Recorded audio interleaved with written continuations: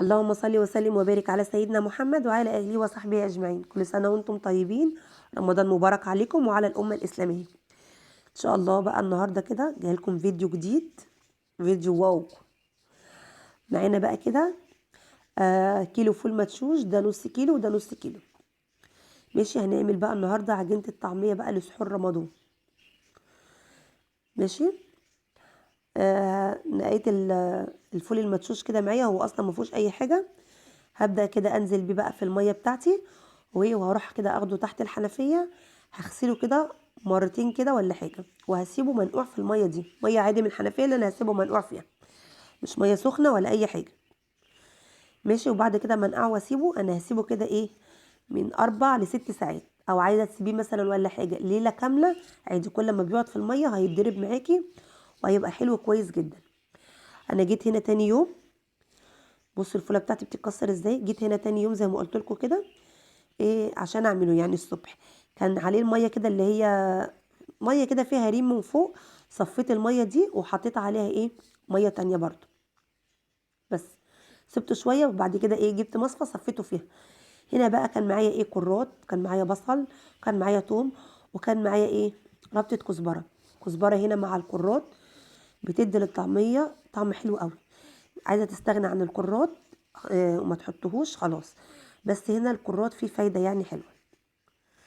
بس هقطع بقى هنا الكرات والخضره بتاعت اللي هي الكزبره والبصل والثوم كده كده ايه صحيح كده كده هنفرمه في قلب الكبه بتاعتنا.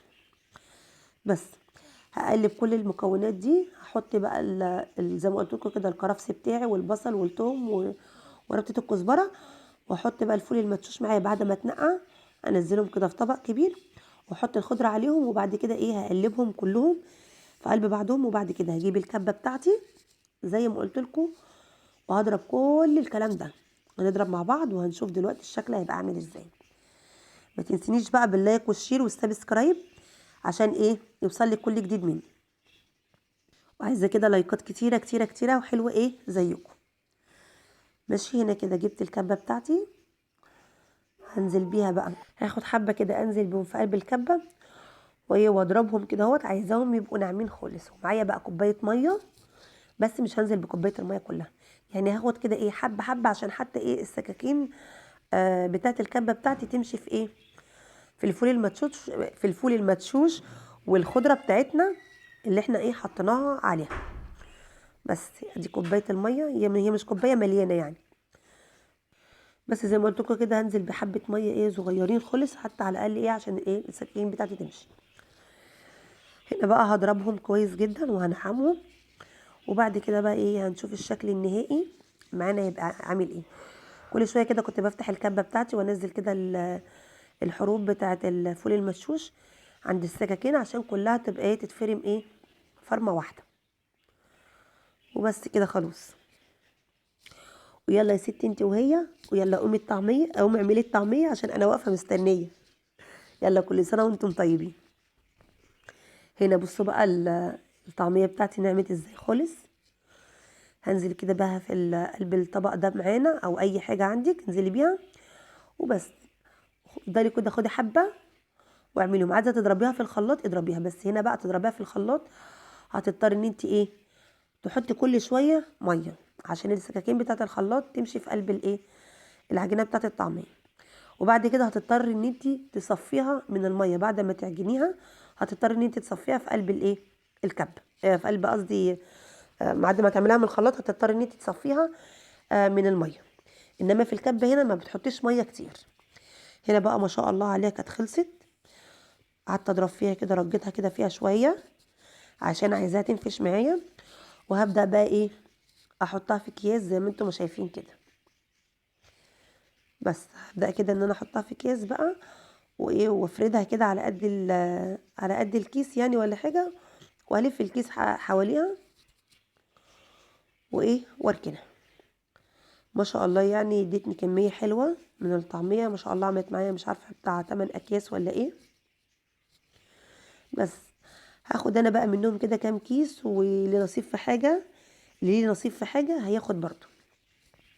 فهي مش العجينه دي كلها ليا، لان احنا 4 وملناش اصلا في ايه في الطعميه قوي. انا قلت اعملها لكم مع ان قبل كده كنت عاملاها على القناه برضو، في اول ظهوري في القناه، فقلت اعملها لكم واوريكم الطريقه بتاعتها بتتعمل ازاي. بس هنا كده انا كده خلاص عبيتهم في الكياس بقى، وايه وسبت حته معايا هقليها لكم دلوقتي وهوريكم ايه شكلها عامل ازاي. انا هنا لا حطيت عليها ملح ولا حطيت عليها توابل ولا حطيت عليها اي حاجه خالص. انا بعد ما بطلعها من الفريزر بسيبها تفك كده شويه، وبحط عليها ايه بيضايه. في ناس بتحط عليها بيكنج باودر او كربونات، وانا هنا لا مش هحط عليها لا ده ولا ده، انا بحط عليها بيضايه وحبه ملح وحبه كمون وسنه فلفل اسمر صغيره كده خالص وبس. وممكن اقطع كمان عليها شطه لو انا عايزاها ايه مثلا سبايسي كده ولا اي حاجه. بس هربها كده شويه وايه وبطلعها إيه وبقليها على طول، ما بحطش عليها لا اي توابل خالص دلوقتي ان انا هشيلها في الفريزر. وخلاص على كده. معايا بقى هنا حبه سمسم، حطيت حبه سمسم في قلب العجينه بتاعه الطعميه، وسنه ملح وسنه فلفل اسمر وسنه كمون. وخلاص كده. وهبدا بقى ايه ان انا اخد بقى من العجينه بتاعه الطعميه واقليها. بس هحط البيضه الاول وهربها كده شويه، ومعايا حبه زيت في الطاسه زي ما انتم شايفين. بس هنزل بقى على العجينه كده اهوت. عايزه تعمليها بايدك اعمليها زي ما انا بعملها كده، عايزه تعمليها بقى بمعلقه اعمليها، يعني اللي يعجبك الطريقه السهله ليكي اعمليها بيها. وخلاص على كده. انا هنا معرفتش اعملها بايدي، انا بحب اعملها بالمعلقه الصراحه، فكنت عايزه كده اعملها بايديا، فما حبيتش ان هي ايه معرفتش اتملك فيها. هنا بقى هعملها بالمعلقه. بصوا ما شاء الله عليها خدت لون حلو ازاي. هطلعها هنا بقى من الطاسه، وريحتها كده كانت ما شاء الله عليها والله كانت قلب الشقه عندي. زي ما قلت لكم كده هنا هطلعها بقى من الطاسه وهوريكم شكلها دلوقتي من جوه مستويه ومن بره مقرمشه كده وجميله. بصوا شايفين من جوه مستويه ازاي وخضره ما شاء الله عليها. لو وصلت بقى لغايه هنا ولسه بتتفرج عليا ما تنسينيش باللايك والشير والسبسكرايب. بحبكم في الله. اشوفكم في فيديو جديد، والسلام عليكم ورحمه الله وبركاته.